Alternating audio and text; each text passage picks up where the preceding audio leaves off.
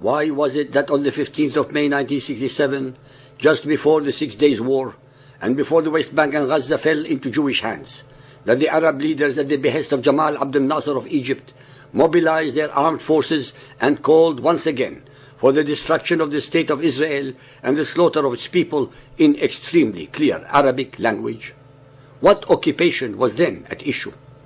Why did the Syrian leader at the time order his soldiers to attack Jewish civilian targets to pave the Arab roads with the skulls of the Jews? For the 19 years that Jordan controlled the West Bank and Egypt the Gaza Strip, the Arab world had the opportunity for establishing the Palestinian state in those territories and chose not to. Where were the leaders of the so-called Palestinian people? Why were these leaders deafeningly silent about the rights of the Palestinian people? In fact, where were the Palestinian people? Why did they not have an intifada against their Arab brothers' occupation?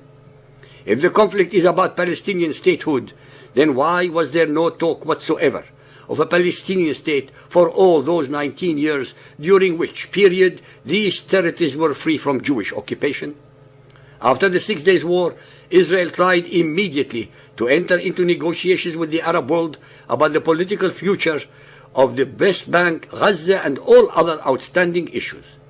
The usual intransigent response came from the Khartoum Conference of all the Arab states on September 1st, 1967, in the form of the infamous 3 no's: no peace, no negotiation, no recognition. Again and again and again. It was always the Arabs who rejected any and all compromises with the State of Israel short of its destruction and elimination. Let us now look at the unanimously adopted UN Security Council Resolution 242 that was declared on the 22nd November 1967, establishing the principles that were to guide the negotiations for a final and lasting Arab-Israeli peace settlement. This resolution was a tortuously negotiated compromise between competing proposals. Every letter, word and sentence in the resolution were fought over by all the parties concerned because of the immense implications contained in their meaning, until the final version was declared, because it contained several general, all-encompassing terms instead of the specific ones that the contending parties would not have accepted.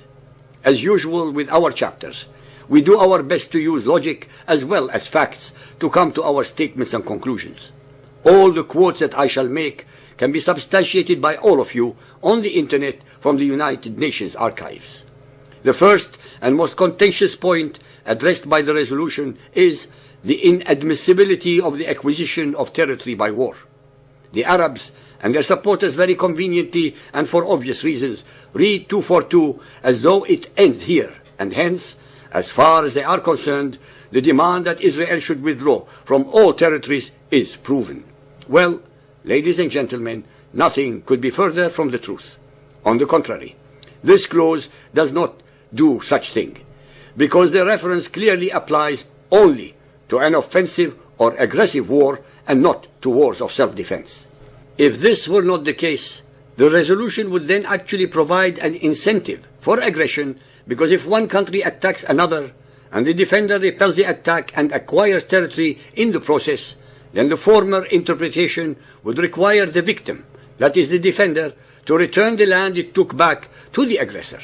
Thus, aggressors would have little to lose, since there would be no penalty to pay for their aggression, as they would thus be insured against the main consequences of defeat. Moreover, the resolution calls for the withdrawal of Israeli forces from territories occupied in the recent conflict. And this is linked to the second unambiguous clause calling for the termination of all claims or states of belligerency, and the recognition that every state in the area has the right to live in peace within secure and recognized boundaries, free from threats or acts of force. The resolution does not make Israeli withdrawal a prerequisite for Arab action. On the contrary, they are linked to work together to achieve a peace settlement.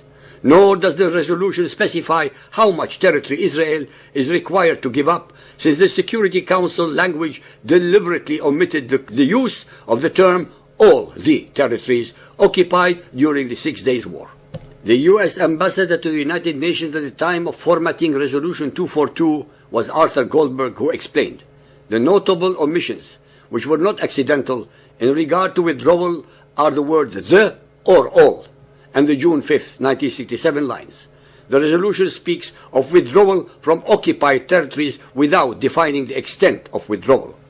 Furthermore, and even more important, is the fact that for Israel to withdraw, there had to be a peace settlement in the first place, since the ultimate goal of Resolution 242, as expressed in paragraph 3, is the achievement of a peaceful and accepted settlement. The Arabs demanded that Israel should abide by the UN resolutions, while their Khartoum declarations of no peace, no negotiation, no recognition were still in operation. Once again, I would like to point out to you some obvious points that most people miss while reading the hundreds of pages regarding the issues above. In the whole of Resolution 242, there is no mention of an entity called Palestine. There is also no mention of a Palestinian people. There is no mention of Palestinian refugees.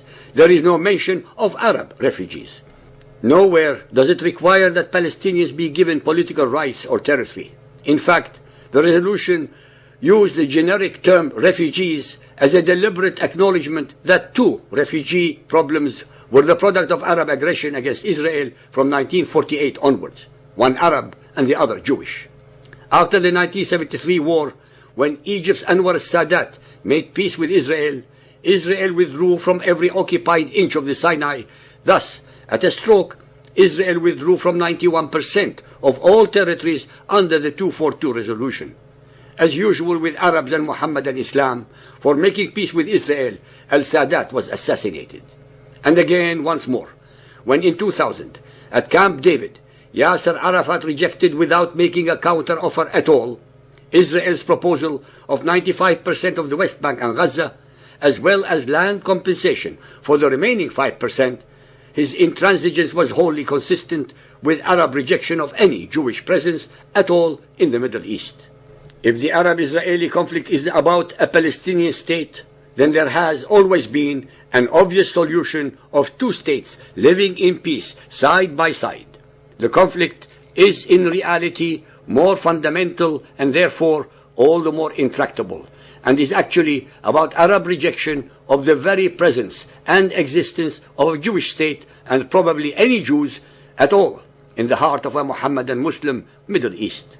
By the way, this rejection by the Mohammedan Arabs also includes the inadmissibility of having a Christian majority state such as in Lebanon, or even in the final analysis any Christians in a totally Muslim Middle East.